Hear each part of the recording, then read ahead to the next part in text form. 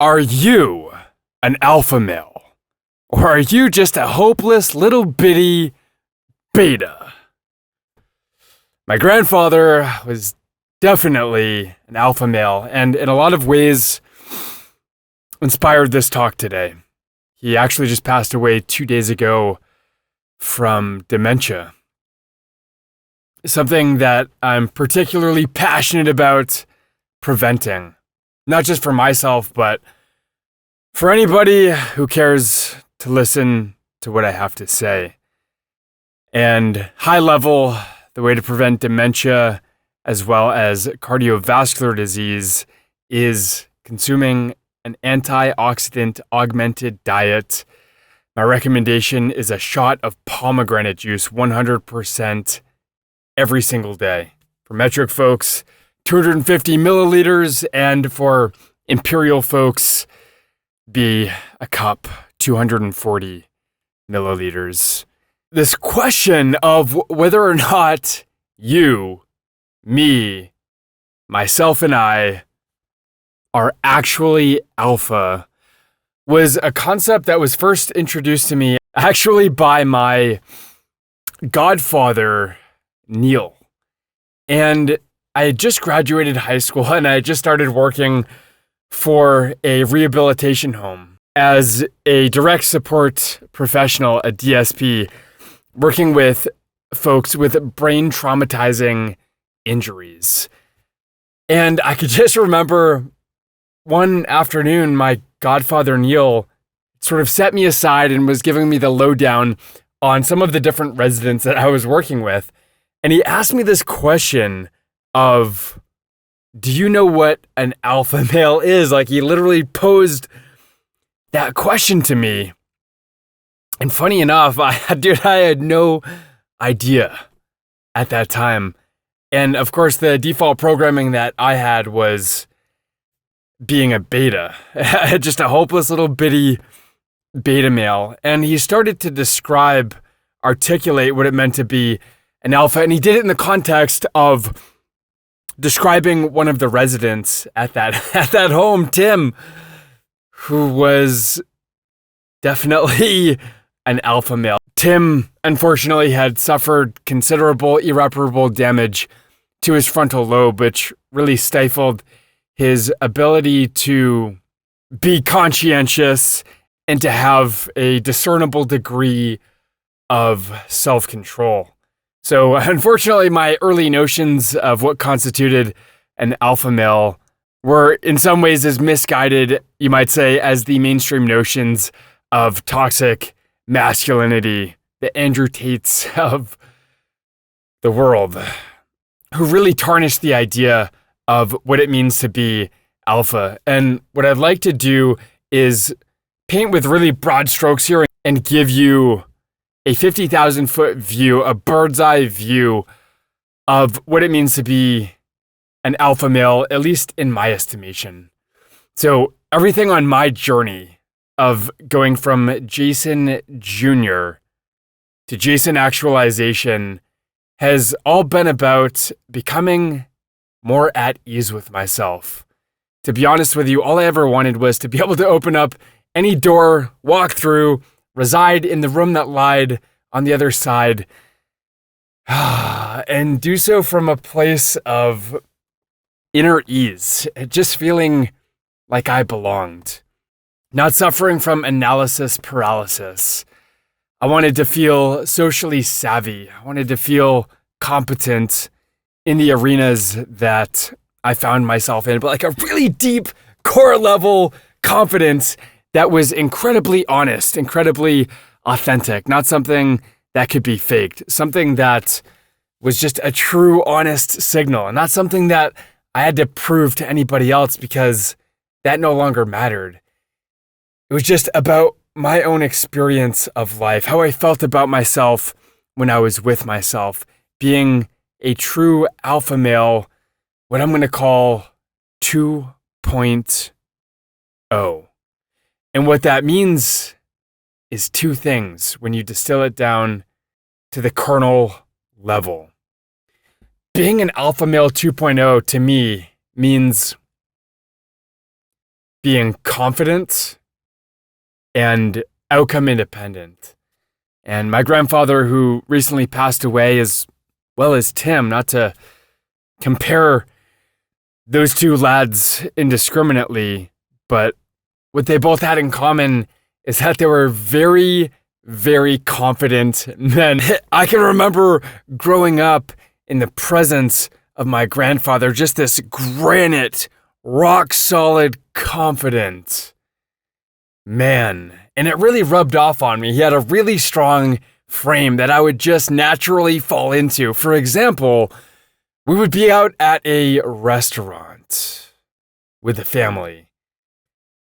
And every single time, this man would order a nice juicy steak.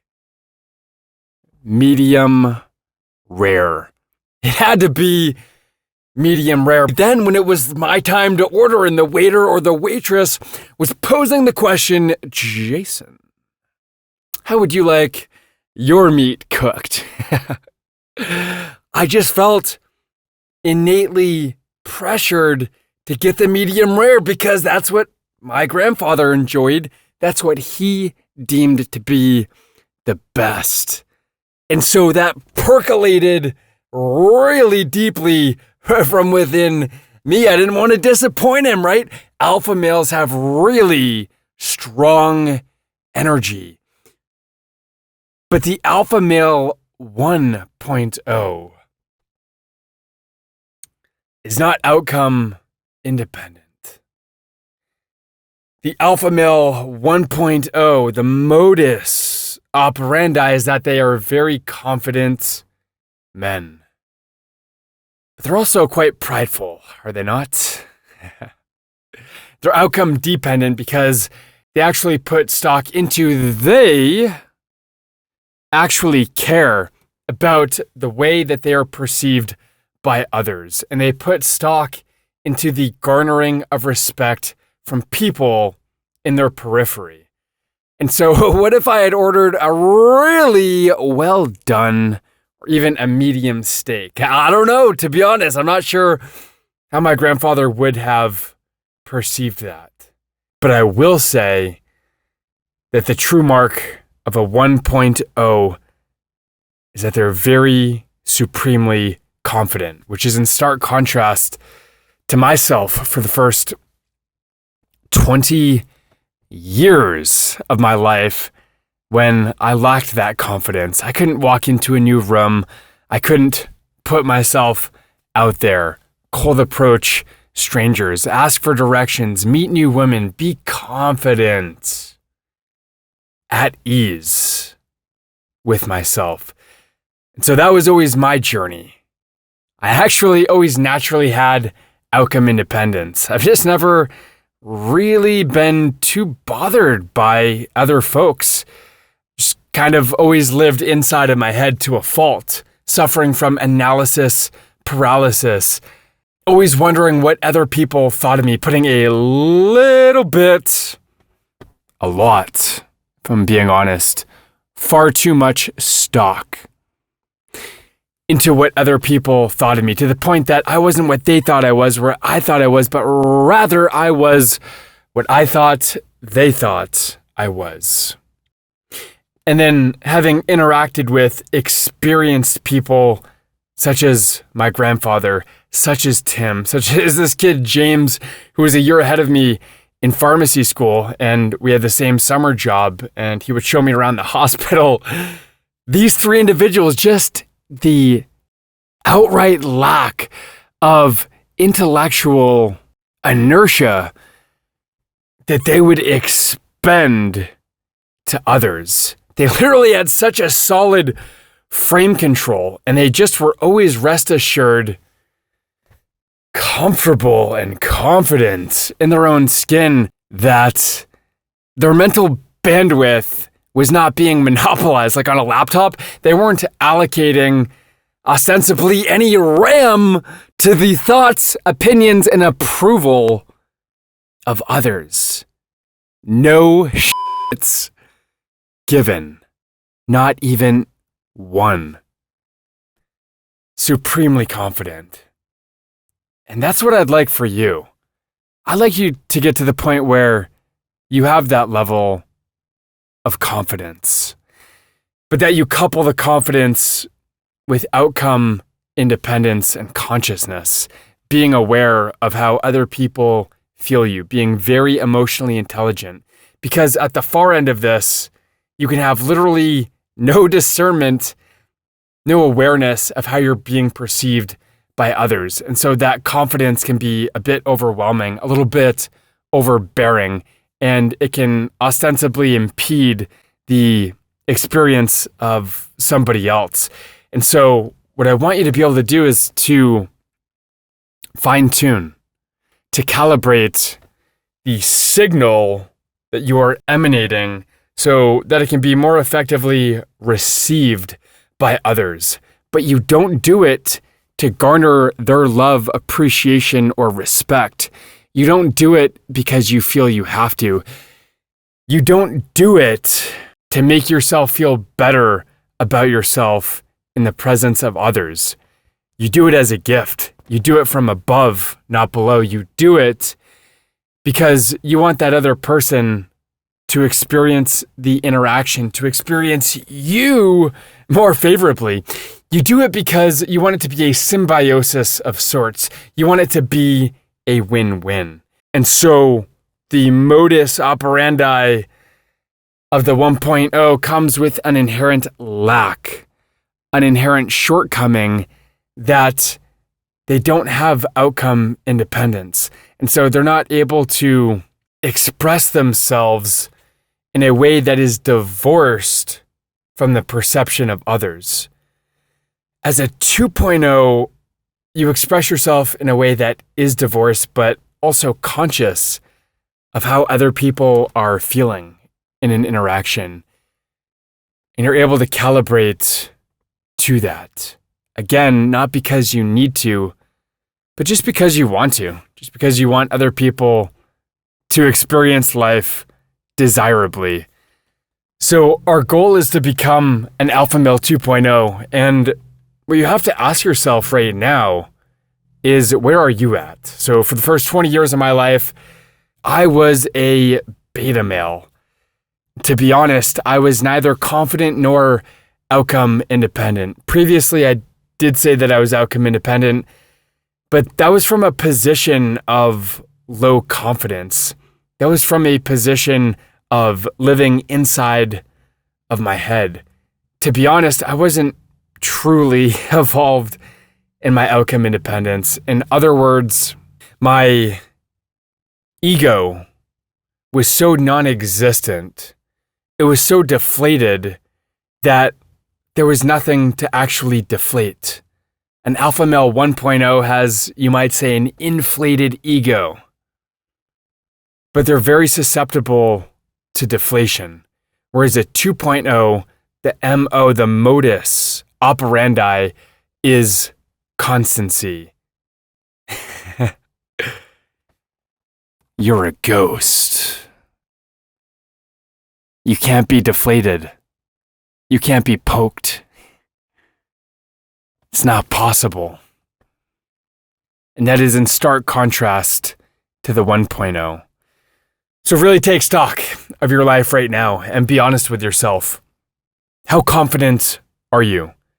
Can you walk up and express yourself authentically and honestly to someone who you're seeking the company of?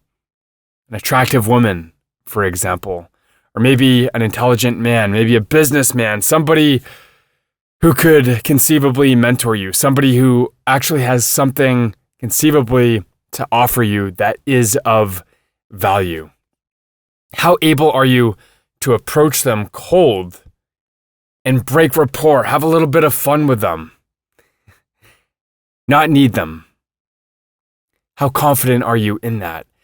And then how outcome independent are you in terms of how that interaction goes? Are you going to be bothered by it, by the fact that you got rejected by the barista who is making an iced latte for you? I can remember in my last job, there was this really nice clip that one of my coworkers, Neil, showed during the day, and it was this incredibly feminine, I gotta see if I can find this, incredibly feminine barista. I'm pouring happiness into people's lives. I said, you're pouring what? Like, what is pouring happiness? And her definition of pouring happiness. She wants to be happy in her life. She wants to be around happy people. And what this video was just a depiction of doing your best, because on the surface you might think, oh, I'm just kind of going through the motions day to day. I'm serving up iced coffees, lattes, and so forth. But you don't realize that that is just the content of the delivery of your job. But it's not the structure. See, the content can be delivered in so many different ways. But what is the structure? What is the frame within which that content falls? And the frame of this video is just this elegant, beautifully feminine, radiant, inviting energy. And it's like, yes, I want more of that. So the question is, what is the content of your character? But then more importantly, when you peel back the layers of the onion, how is that content being delivered, and within the confines of what structure? A beta male, alpha 1.0, or an alpha male 2.0? Thanks for checking out today's video. Subscribe, my friend, for more content like this if you have not already. Thanks for joining me on this journey, and I look forward to sharing more content like this in the future. I love you very much, and until next time, my friend, find your freedom. Peace.